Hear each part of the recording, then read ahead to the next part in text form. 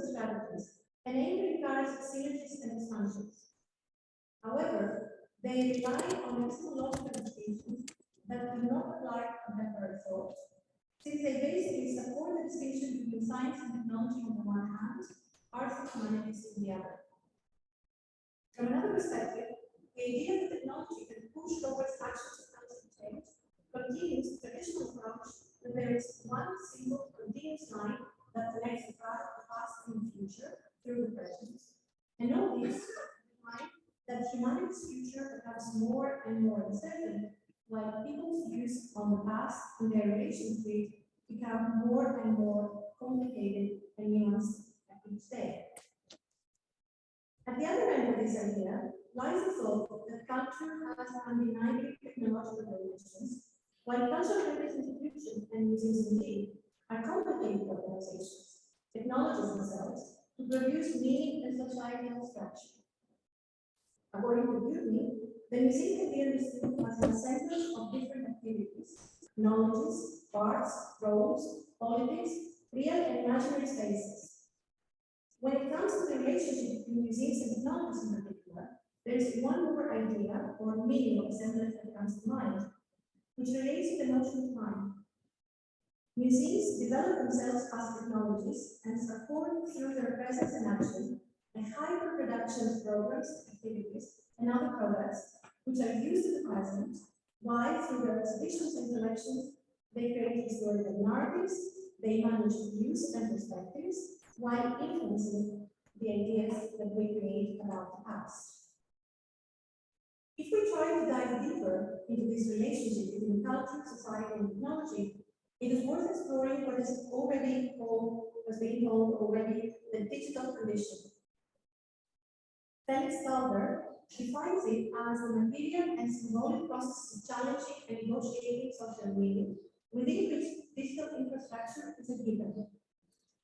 He avoids overstressing digital media, such as personal computers, and declines a binary between digital and analog, tangible and intangible. Digital, for him, means, in his report, a set of relationships realized today upon the infrastructure of digital networks to produce, abuse, and transform tangible and intangible goods, and to construct and coordinate personal and communal action. End quote. He also acknowledges that the way he defines digital conditions resemble the idea of meta-digital. This is a word that started out from digital art and has been gaining more and more ground in the theoretical debates of mass media and cultural studies. When it comes to the use of the term in museums, and I'll get back to this shortly, the term post-digital refers to a condition which, similar to the digital condition, does not focus exclusively on technological innovations and the progress of digital information systems. However, refutes the value of traditional primary players, such as old and new media, virtual and real, tangible and intangible, in the definition of these technologies. Digital culture can therefore take it describe a situation where the digital is so deeply embedded in such a wide spectrum of activities and practices of human life that, rather paradoxically, technology ceases being a societal feature. Stalder defines three characteristics of the digital condition through which more and more people in more and more settings of life are reacting to the demands of an overwhelming sphere of information: referentiality, communality, and algorithmicity. He also perceives two opposing social and political tendencies within the digital condition: authoritarianism and communalism, which he sees emerging in Western cultures as a consequence of the rise of democracy. It's also worth insisting on two more elements that define this post-digital condition and relate to the changes that it brings to museums and cultural heritage institutions. The first refers to the concept of synchronicity, or what is contemporary today. Osborne argues that the term has taken a new meaning today and does not bear a time-related definition any longer, but refers to the characteristic of a situation. He argues that today, synchronicity, or the contemporary, denotes, quote, a coming together, not simply in time, but of times. We do not just live or exist together in time, without contemporaries, as time itself is indifferent to existing together, but rather the present is increasingly characterized by coming together of different but equally present temporalities of times, a temporal unity is injunction or a disjunctive unity of present times. End of quote. The second element relates to the fact that these technologies tend to strive towards their own invisibility, their infusion into all material and non-material practices of space, spaces of space. However, and while technology tends to be less and less visible to the users, the number of secure servers is increasing.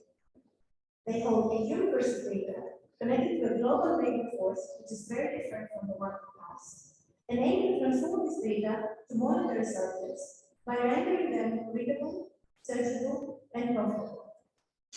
At the same time, at the front end, the smooth surface of operation is even more and more live, naturalized, socialized, and intimate.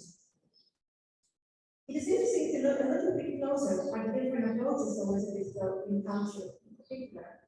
We can find three different ways and three different uses. Digital technology as a tool, digital technology as a medium, and digital technology as an archive. The approach that focuses on the use of digital technologies as tools usually understands technology as a transparent and neutral channel for the communication of messages with no or very little intention on its own, either value-based or ideological. This approach, for instance, describes the way museums initially respond to social media platforms. They look at them as marketing tools that could be used to come closer to new target audiences and establish a relationship between these groups and the institution. However, it becomes more and more evident that this approach does not take into consideration some basic parameters. The digital element is not just a tool in the toolbox of the organization that can just be added to the current forms, structures, conventions, and practices, but it opens up fundamental changes to human communication, changes that become possible because of technology. In that sense, the digital is a worldwide culture, an expansive, chaotic network of information, connections, and relations that support everyday life. At the same time, it is a very well-structured, concealed system of collecting and working through data, which supports and aids commercial, governmental, and military systems.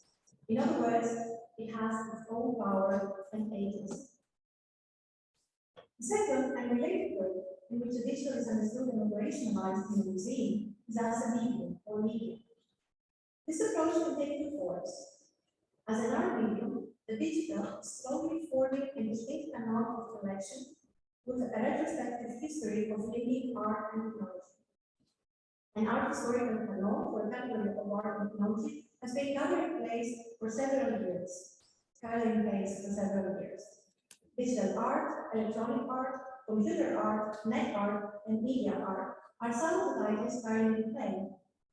In other words, the museums of art connect the digital as another form of art that uses technology, instead of allowing for the idea of digital culture to shift or put under question the organizational structures, as well as the taxonomies that relate to the content and collections.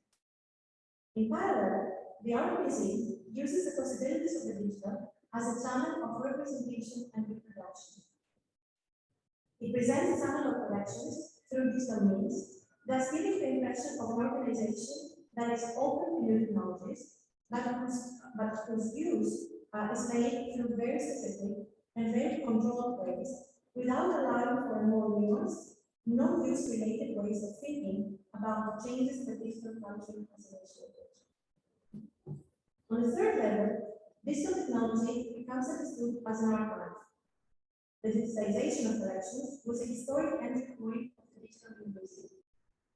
More than 2 decades on, the sheer scale of the project of digitization, as well as the rapidly changing and constantly upgrading technologies, have led to a proliferation of debates over technical issues and problems around quality, format, and metadata of images, thus raising questions about the very purpose and value of the grand project of digitizing everything.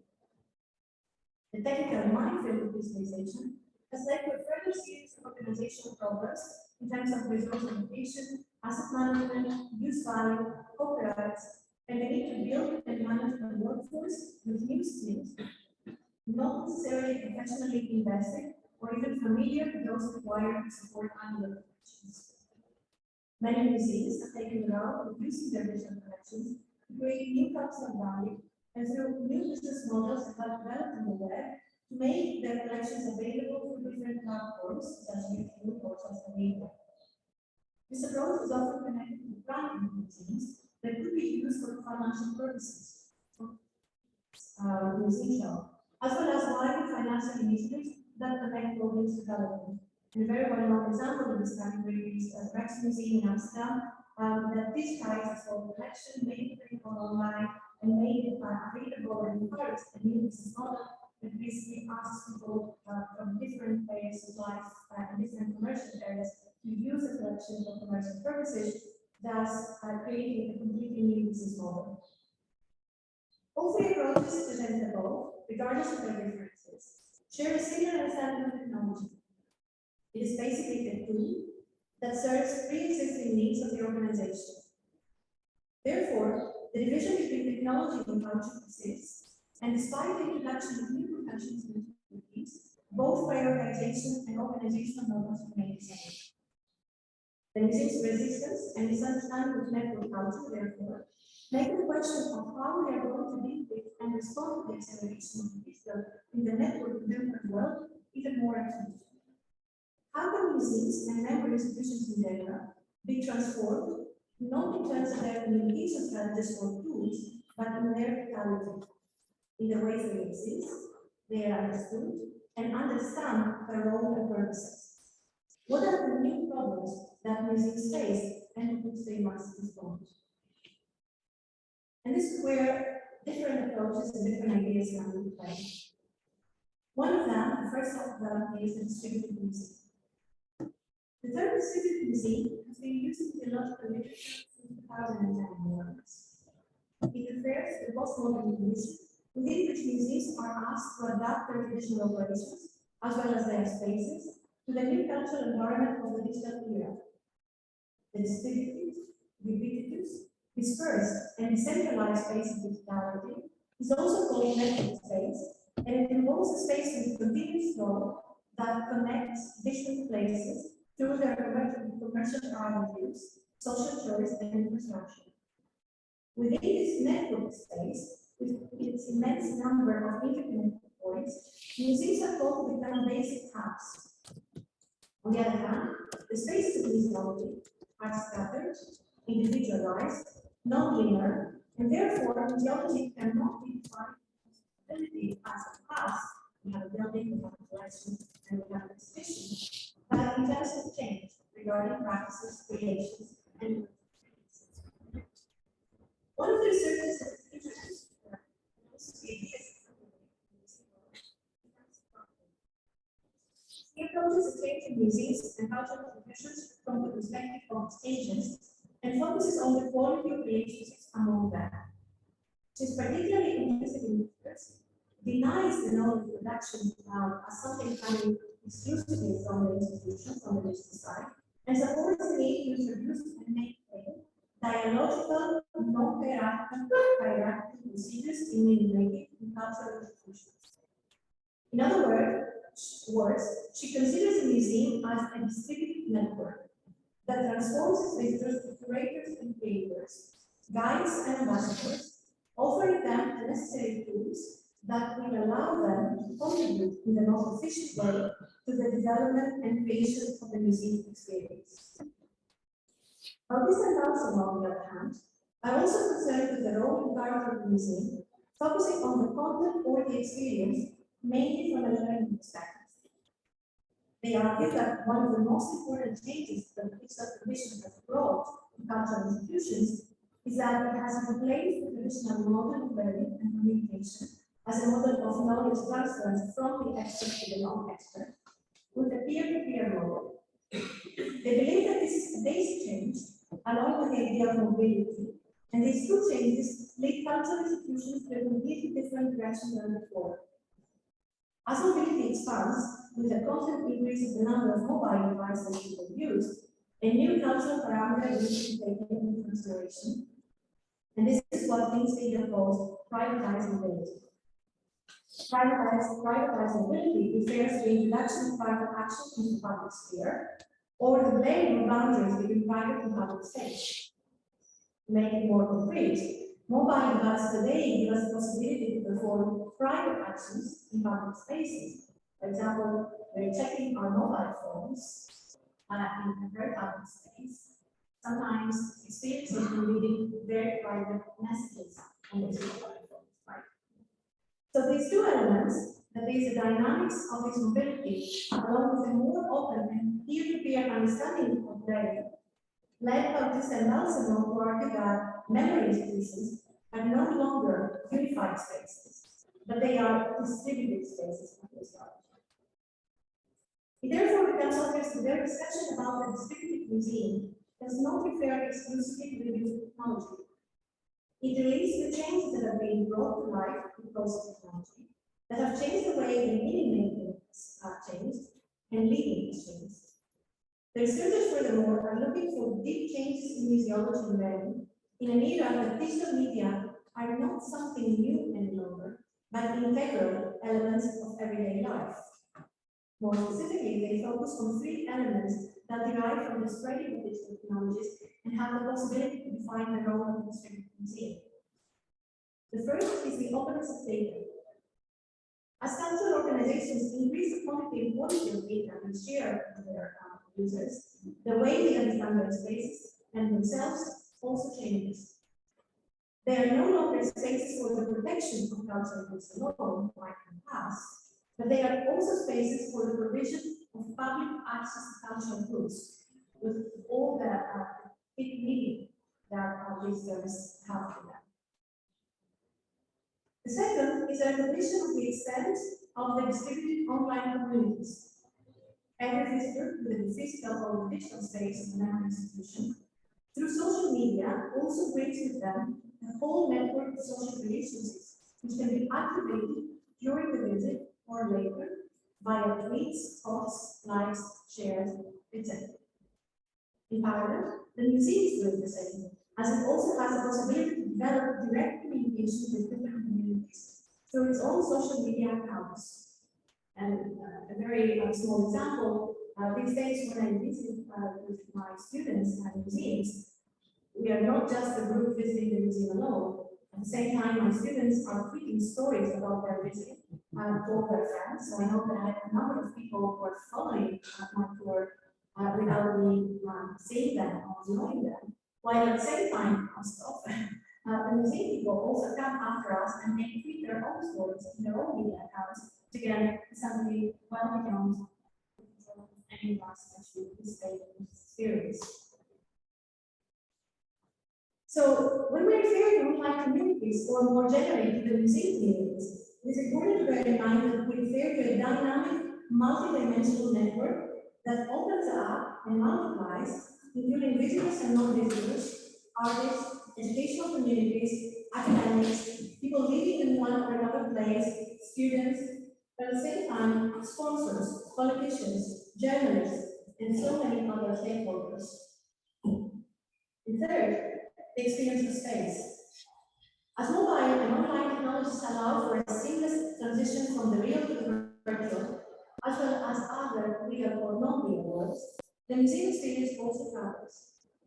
The place is not any longer connected to physical space, the real place, or even the ideas of stability or presence that we usually have in our minds, or we used to have in our minds when we were talking about the institutions. The experience put the notion of space in a secondary role, as visitors can take with them, store it in the memory part of their device or their cloud, retrieve it using different digital or analog techniques, disconnect from things and disconnect it from the living space experience. On the other hand, the museum as a space travels to the extent that mobile technologies allow visitors to experience the museum whenever they want, the way they would like to do so, making use of this privatized mobility that I mentioned earlier. As we speak, some of you may already in the process of visiting. In other words, the argument is that we should move beyond the traditional binary real versus digital and aim to transform the museum from a space to a place. In this sense, the distributed museum is a place that is inhabited by people, among which those working it, who connect each other through different platforms in the real or the digital real, from multiple locations with a completely different perception of time, as communication can be asynchronous. Therefore, memory institutions are empowered to create an understanding of cultural heritage in ways that are different and understood, mobile in time and space, emerging, multi-locational, multi-temporal, and complex. Memory institutions, therefore, are assemblages, to use the term that I already said earlier. Finally, the term distributed museum has been used to describe the digital, relational, hybrid, and performative dimensions of the museum. In this approach, emphasis is placed to a transition from the traditional approach of the museum as a collection of objects to the contemporary approach to the museum as a collection of encounters and views about the collection. Under this light, digital technologies speed up the destabilization of the traditional privileges of those who have been talking about these collections so far in an academic or scientific context. Thus, they allow for more people to take a stance and express their views on collections and exhibits, to contribute to their interpretation and even to their documentation. And this is really very, very novel for various institutions and very, very activistic in a way. All three approaches presented so far, regardless of the elements of the distributed museum that they place emphasis on or priority on, focus on the need for the museum to be engaged in more open and analytical procedures, to become a space of interaction and sociality instead of passive observation. Most importantly, though, they focus on the change of paradigm when it comes to discussion around power and culture, as well as the need to reconsider the notions of time and space, as these are experienced and expressed in the museum. The idea of distribution, to which they refer, does not exclusively relate to digital. On the contrary, they refute the idea that the analog is traditional and the digital is innovative, as analog and digital practices coexist and interrelate, but they are also distributed within each other.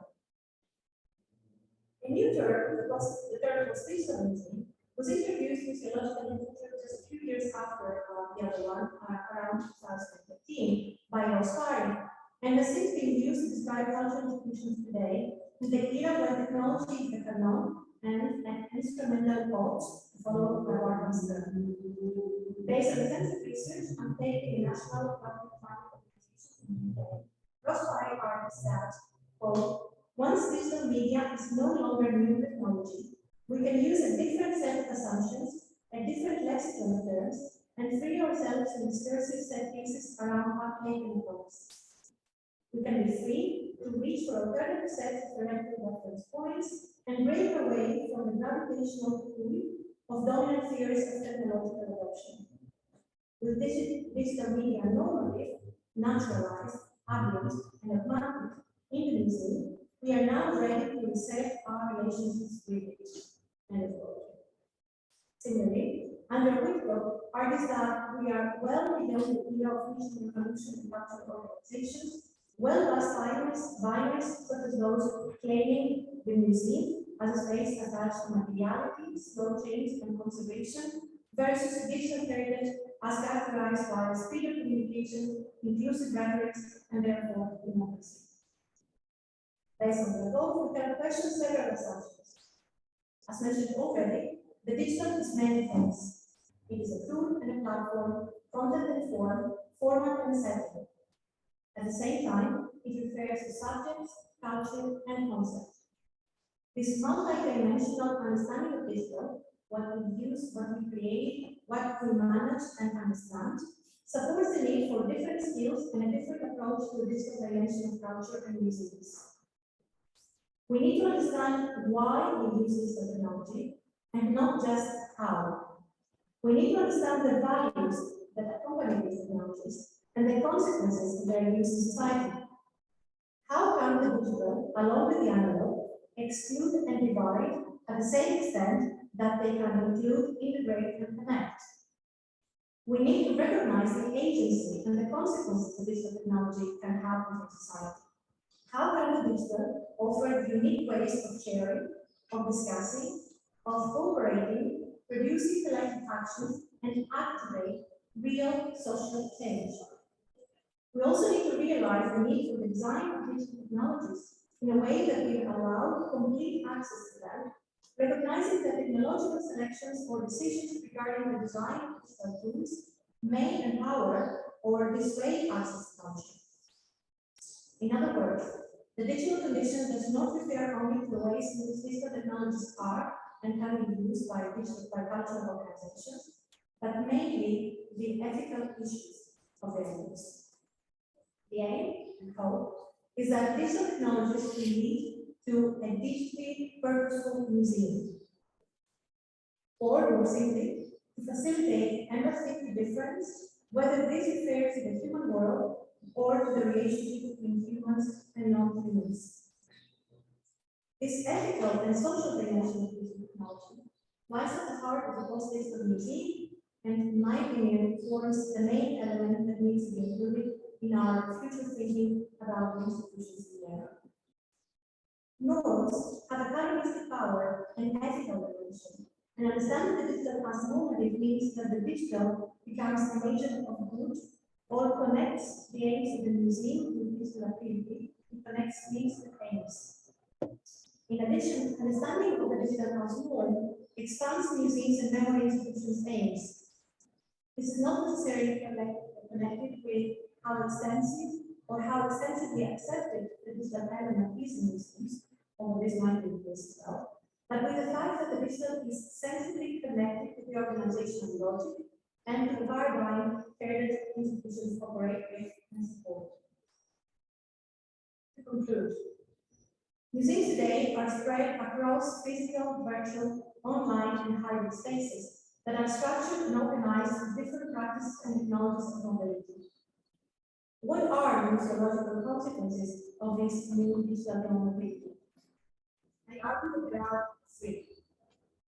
First, it leaves a lot of space to redefine the way in which we understand and research the digital in the museum. Research is now moving on from how to introduce and adopt new technologies to the presentation of the digital as continuous and developing. This perspective removes us from the idea that the digital technology is revolutionary and it deals with it in a less teleological way, allowing for a more relational approach that permits for reconstructions and convergences. Second, this approach affects language and art categorizations, especially those that connect to the binary digital and non-digital. The post-digital grasp is understood not as one more step in the process of introducing digital technology in everyday life, but as a recognition that we have moved on to something different, an augmentation of life itself, as we are now asked to deal with notions of time and space, but also of being in a different way.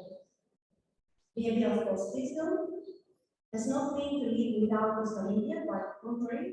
It does not mean that digital is completely adopted and widely accepted either. As I tried to argue, it is a situation in which the digital world is social and technologically emergent.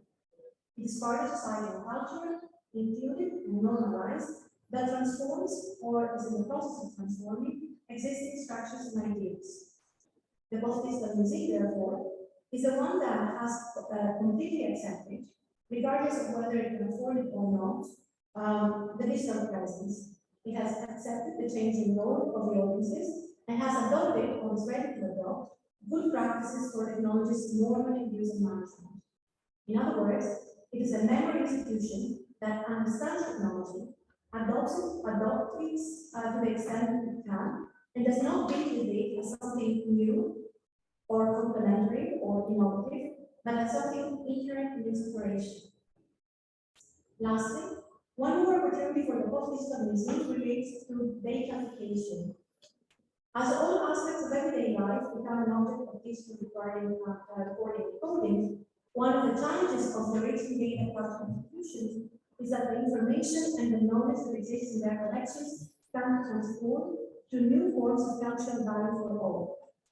Instead of adopting a reactive, inward-looking stance, the invigorating purpose of the post-digital museum is to proactively search for and create new paradigms. Why this is happening? The role of cultural institutions can be redefined, and a new understanding of the value of its content, digital and power, can be achieved. The discussion about the post-digital museum, therefore, recognizes the museum as an organization and space in which media play a vital role. And this is a role that does not have to do with the support of one or another. Of course, the adoption of one or another technology as a tool, but with a deep ontological change. Now, even after COVID and the digital restoration abroad, the relationship between technology and cultural organizations remains limited, whereas the heart of the traditional museum remains reluctant regarding digital culture or deals with it as contrasting its own cognitive and aesthetic aim. However, there is no opportunity any longer to ignore the deep structural change that the digital condition creates. The immense amount of available information, the competition for attention, the digitalization, and online networks have created set new rules and new guidelines regarding what they are, what they can do, and how museums and other institutions operate.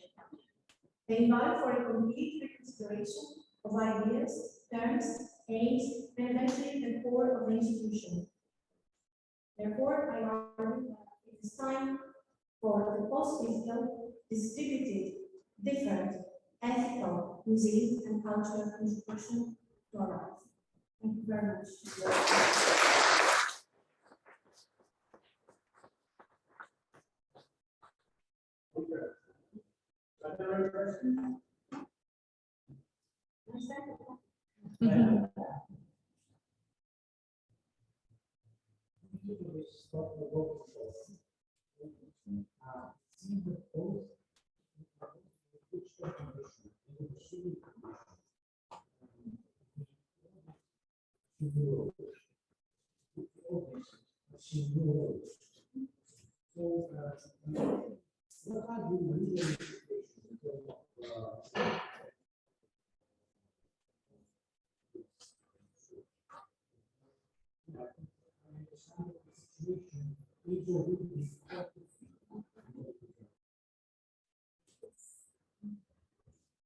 Thank you for the question.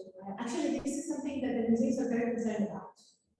But there are two approaches. One approach is the approach that has been taken by institutions like the Rex Museum, for example, where by opening up the IP rights and saying, okay, this is our collection, take it, do as much as you can do with that, use it as much as possible, use it to make money. The institution, by opening up their collections like that, they have brought more visitors, more money in the institution, more funders, and they have created a very, very wide community of people that are really involved in the institution and sharing their collection. There is another approach that says, these are our rights. We need them to make money or to protect their integrity, and therefore we cannot let anybody have access to our data. I believe, and this is a very personal thing, but also it's like one side of people working in museums, that in these days, in these times, we cannot actually keep the IP rights because we cannot protect what they do. We live in a world where we all have mobile. We, as I said, it's a reality. I was with my students last week at the museum. At the same time that we were looking at things, my students were sending information, images, and knowledge about things. So trying to protect, the sculpture or whatever, and keep it away from what is happening is basically keeping it away from society. So This is not ethical, this is not correct, but also it's not possible. So I think that we need to reconfigure the way we understand copyright, but this is a reconfiguration of the way we understand knowledge as well. Because in the past, we tend to think that knowledge is having access to information. These days, knowledge is not that. Having access or publishing this sculpture or this pottery or this photo or whatever is not knowledge anymore. Knowledge is the possibility to critically and ethically think about the uses of this information.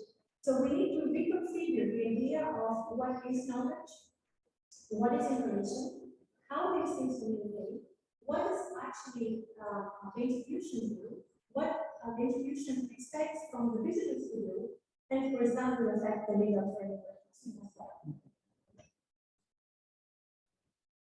This is so intriguing because I have right here in my phone my own sort of archive of several museums, precious objects that I saw for the first time physically in various places in museums, or H22 in Santorini, where you get to actually, this is a strange thing to you, tour as a museum and archaeological site, these spaces.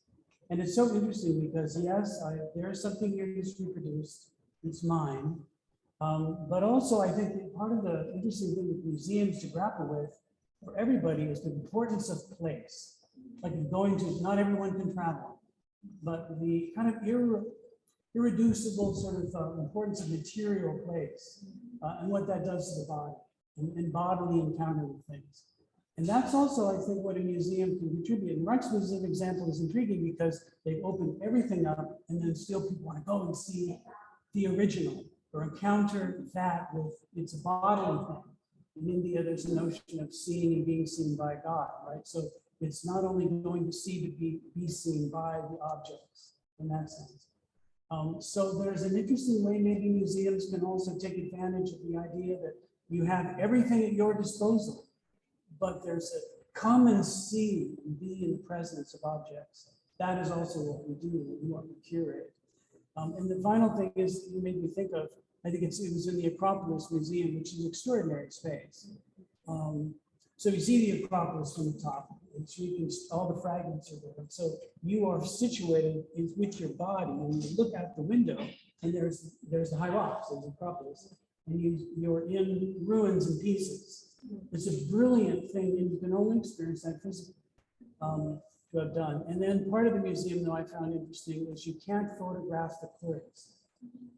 So that was an interesting space because people kept their cameras and they're taking things, and then they're told, everyone has to say, no photographs allowed, no photographs allowed.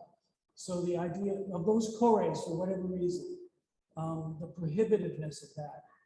And again, I think, well, now I have to remember, because I love the quarries, right? So I haven't been able to capture some of my favorite faces on my phone.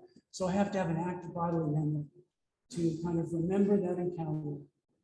That's another sort of exertion act that's physical and bodily. So again, museums can guard that, I suppose, but I wondered why they didn't, have that element there.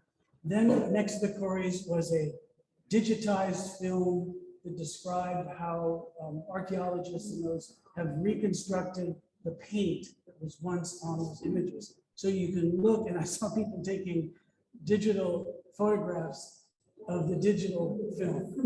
But it's just, you make me think of these recent experiences in Greece in museum spaces as physical, but also, again, yeah, this flexible virtual thing. Yeah. And in addition, the moment also they would share things with friends. Yeah. Take this, take them with you, Yes. take those in you. Yes. So I think that the problem is that many Yeah. restricting Yes. photographs. Whereas trying to introduce new media with the exhibition, which of course it shows exactly this kind of attention and also more proper understanding of the way that our societies have changed. Because these days it's not about And publication has been at the cost. And the whole idea was that, I would be on the site, and then I would have exclusive right to publish these things, so nobody can photograph my findings, or the right to publish them. But these things do not move like that. That's a worthless thing. An idea, that basically refers back to, I don't know.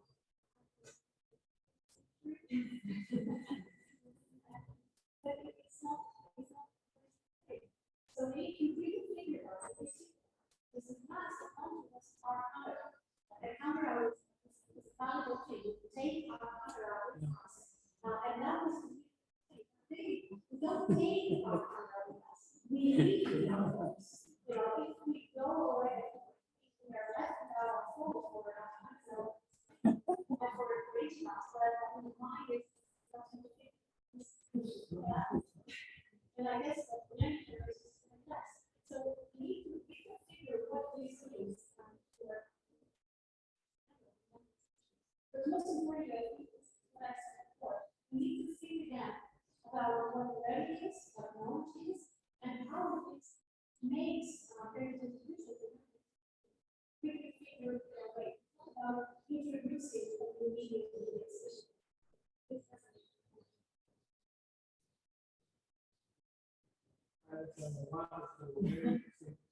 And also you trained us to hear.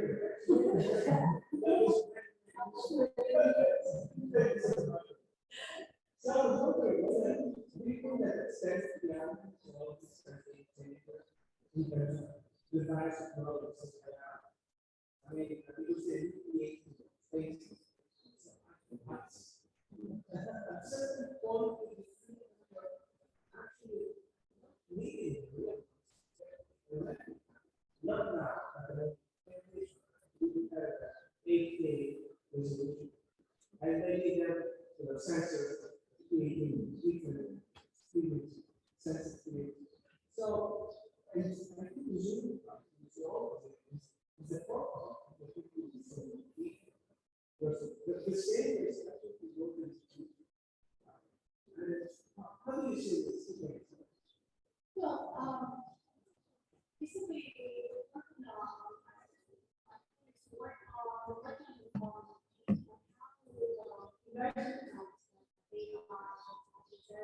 I used to physical damage.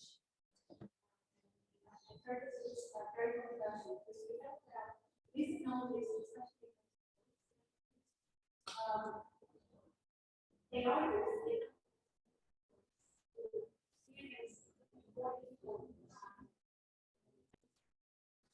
And there are very examples of cases. But then, it's not about technology. How do it if they they don't. It depends on, it's pretty much like PowerPoint. That's why I use PowerPoint. If you're listening to make an argument, like points using PowerPoint for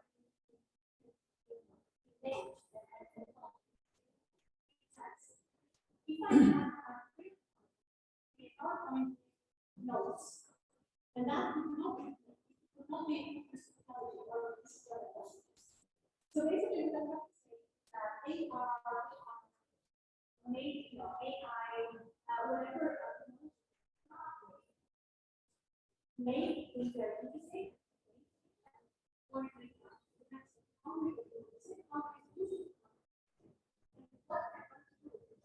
so basically,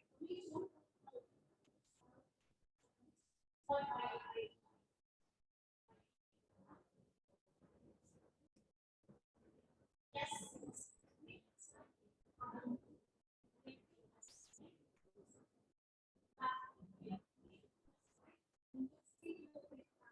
What do we do about it?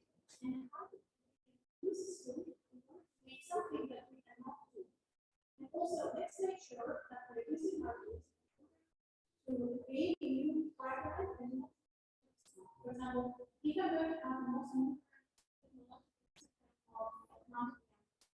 and then the story I'm telling is still excluding large parts of society and large parts of history.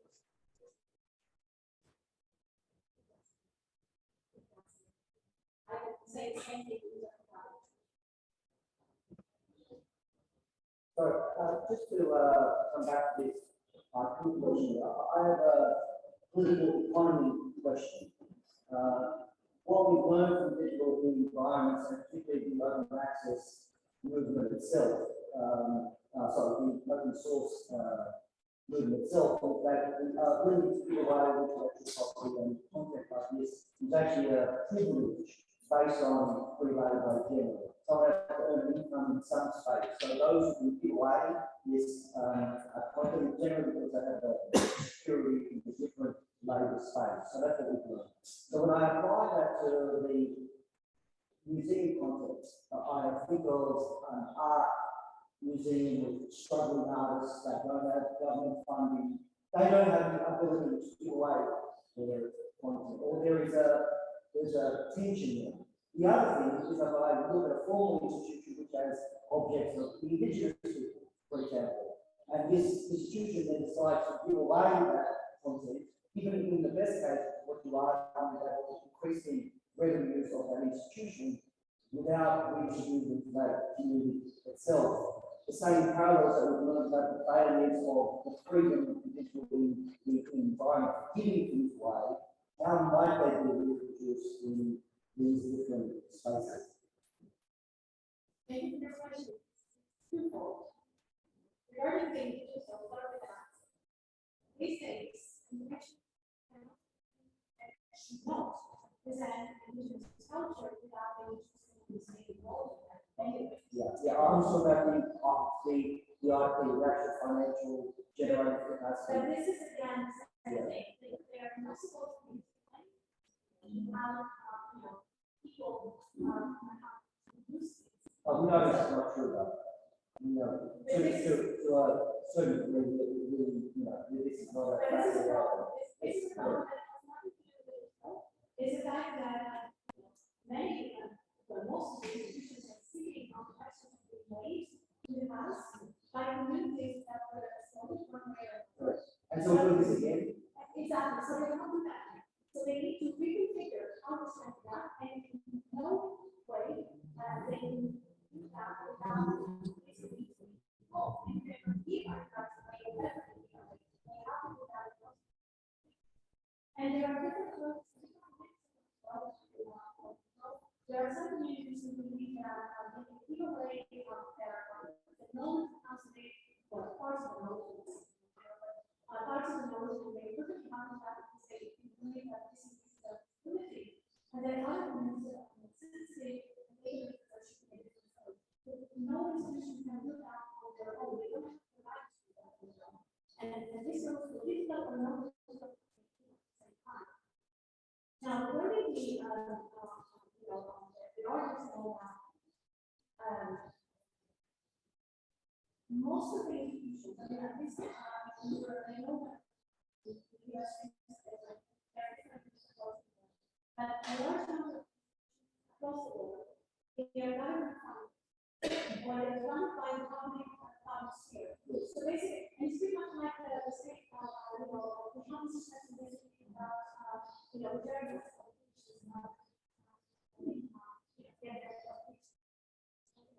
some of us working for public institutions, basically the government pays us to produce a work that we then. Now, who does the labor on the institution? This is actually by asking the question itself, right? So you're saying that state institution funds a body that defines culture, right? I say that. And the financial interest of that state organization, right?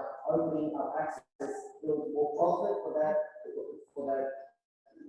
that institution without the labor that goes into the system or recognition of the cultural heritage of that institution. But there is no real deep democratic discourse with the objects and the people in this institution. So it's. No, I'm saying that, what I'm saying is that there is funding coming from the government. So governments, Because that's not they do that, this is for the public good, right? So we hold collections, we hold collections for the public good, and we receive money for the public good. There is no point in keeping this, we are holding for the public good, Yes. with no access to the public. So, But who is this digital puzzle that you're talking about? I'm trying to just talk about this in the sense of the digital affordances that you talk about. Right? absolutely, I mean, the digital, there are there's not everybody has access to, so far, yes, there are students there as well. That's why I say that we could figure out this one. I'm not saying that, making everything open will need to provide more access to everything. And basically, this is actually that line. This is class we use being part. Distributions are inclusive, and then the additional is that no, it doesn't work like that.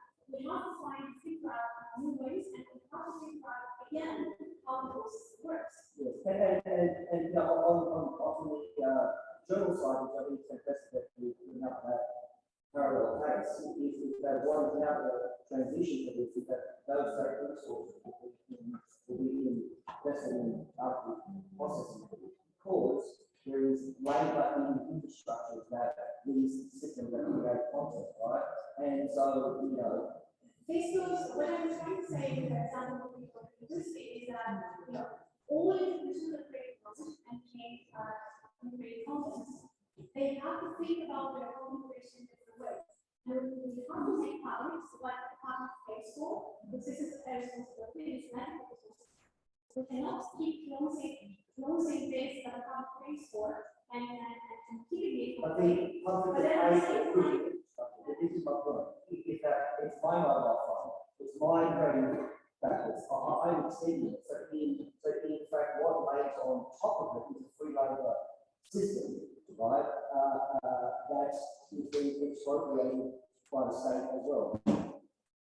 yeah, well, we have not reached the total, economic or tax side. But we have to think about how these things change. Yeah, absolutely.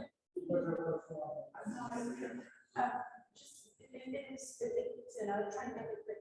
So I went to the customs in Athens, and similarly, there were to pair Picasso and photograph that he copied. And the knowledge was that pairing. So you, as a visitor, you are allowed to take a picture of Picasso's copies, but not the art that Picasso. And the reason wasn't because the Socratic art needs to be in the Acropolis or anything like that. It was because of the knowledge that these two, that's the evidence that Picasso plagiarized, if you want to put it that way, or whatever, and someone could publish that. Or someone could reproduce that in another way, so you weren't allowed to copy or take a picture of any of the original art, just Picasso art. So I guess my question is, when you say that the reproduction, if the knowledge is coming from the way you interpret, is knowledge able to be protected that in an ethical way? Because that's what I think that the Hudson Museum in Athens is trying to do. I'm trying to say that we cannot protect knowledge by not allowing people to take photographs. And this is not protection of knowledge. And also, what I'm trying to say is that when we go somewhere, and we take a photograph of an image of an object, and then we put it on our social media, and we tag it, with good small meanings or ways. This is also knowledge. And then somebody else does something with that language, and this is also knowledge. And then somebody else does something else, and this is also knowledge. So I think that we need to expand the idea of what knowledge is and make more of the knowledge that is outside of it. We need to create solutions. Because there's a lot of knowledge out there, and this needs to be combined.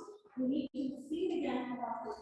We need to redefine the way we think about these things. And that new with